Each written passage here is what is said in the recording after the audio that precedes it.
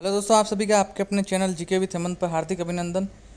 Video शुरू करने से पहले आप सभी से एक निवेदन है कि आप चैनल पर नए हो तो चैनल को सब्सक्राइब कर देना और वीडियो को पूरा देखा करिए ताकि संपूर्ण जानकारी आपको मिल सके। तो इस वीडियो में हम 28 फरवरी 2025 को जो थर्ड शिफ्ट हुई थी उसके मनोविज्ञान के जो प्रश्न थे उनकी आंसर की देखेंगे। तो सबसे पहले प्रश्न देखते हैं अपन। एक प्रश्न ये था कि समायोजन तंत्र या शराब नशीले पदार्थों का उपयोग दुश्चिंता से बचने के लिए करता है, इसका आंसर पलायन होगा। फिर एक प्रश्न था उपलब्धि परीक्षण का प्रथम चरण था, ये उपदेशों का निर्माण करना। अगला प्रश्न देखते हैं कि मात्रा को मापने का संख्यात्मक सूचकांक है मापन। एक प्रश्न था बच्चों को प्रभावित करने वाला आंतरिक कारक है बुद्धि बुद्धि और वंशक्रम, दोनों में से एक हो सकता है। तो ये दोनों में से एक ऑप्शन होगा तो वो सही है, बुद्धि या वंशक्रम। ठीक है। फिर एक प्रश्न था वह परीक्षण जिसमें वैधता व्यवहारिकता शामिल है, वह परीक्षण वस्तुनिष्ठ होता है। ठीक है, जिसमें वैधता होती है व्यवहारिकता होती है। एक प्रश्न था क्रियात्मक अनुसंधान को मापने में प्रयुक्त किया जाता है, इसमें प्रयुक्त किया जाता है संबंधवाद टी को। एक प्रश्न था जीन पियाजे के अनुसार वस्तु स्थिति की किस अवस्था में पाई जाती है, वस्तु स्थिति का गुण, तो ये संवेदीगामक अवस्था में पाया जाता है। एक प्रश्न था विकास जन्म से लेकर जीवन पर्यंत चलता है, यह सिद्धांत प्रतिपादित करता है, यह निरंतरता के सिद्धांत को प्रतिपादित करता है। अगला प्रश्न है कि प्रधानमंत्री कौशल योजना का शुभारंभ कब हुआ था, 2015 में हुआ था।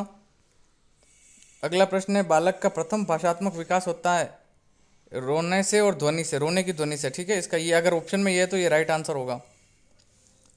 अगला प्रश्न था हार्वर्ड गार्डनर के अनुसार अंत व्यक्ति बुद्धि वाले बालकों की विशेषताएं तो उनकी विशेषताएं कि वे स्वयं जटिल भावनाओं क्षमताओं व कमजोरियों का ज्ञान स्वयं की। ठीक है, यह आंसर होगा इसका।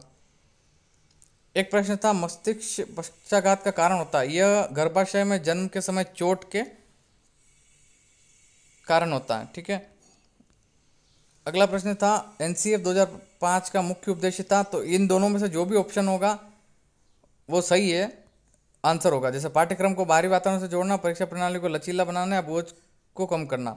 एक प्रश्न था समायोजन क्या है, किसके साथ कैसा होता है, तो ये समायोजन व्यवहार एवं वातावरण दोनों में परिवर्तन है। ठीक है। एक प्रश्न था एक उच्च प्राथमिक स्तर का बालक निम्नलिखित चिंतन नहीं कर सकता, वो अमूर्त चिंतन नहीं कर सकता।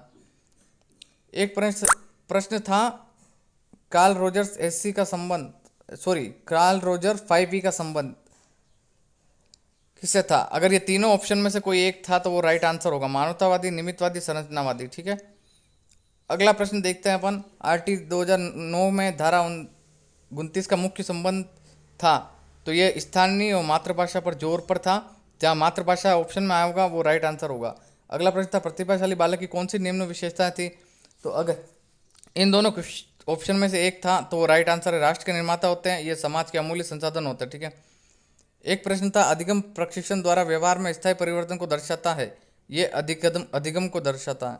अनुभव प्रशिक्षण द्वारा व्यवहार में स्थायी परिवर्तन को दर्शाता है, अधिगम को दर्शाता है। अगला प्रश्न था कोलबर्ग के नैतिक विकास के सिद्धांत में कानून की व्यवस्था बनाए रखने का संबंध है सामाजिक व्यवस्था से, अगर चरण पूछा है तो चौथा चरण। ठीक है। अगला प्रश्न है व्यक्तित्व मापन की विधि को दर्शाने वाला परीक्षण था, तो ये 16 PF प्रश्नावली था। अगला प्रश्न है रचनात्मकता के विषय का प्रथम चरण था तैयारी या आयोजन। प्रकृति और पोषण संवाद का मुख्य विषय आनुवांशिकता व वातावरण। अगला प्रश्न है केटल का फ्लूइड बुद्धि सिद्धांत था तरल व ठोस। ठीक है। अगला प्रश्न है कॉन्सेप्ट मैप की प्राथमिक संरचना क्या है, तो ये लेबल वाले नोट्स इसका राइट आंसर होगा। इस प्रकार ये मनोविज्ञान के प्रश्न थे। वीडियो अच्छा लगा हो तो वीडियो को शेयर करना और ज़्यादा से ज़्यादा चैनल को सब्सक्राइब करना। Thanks for watching.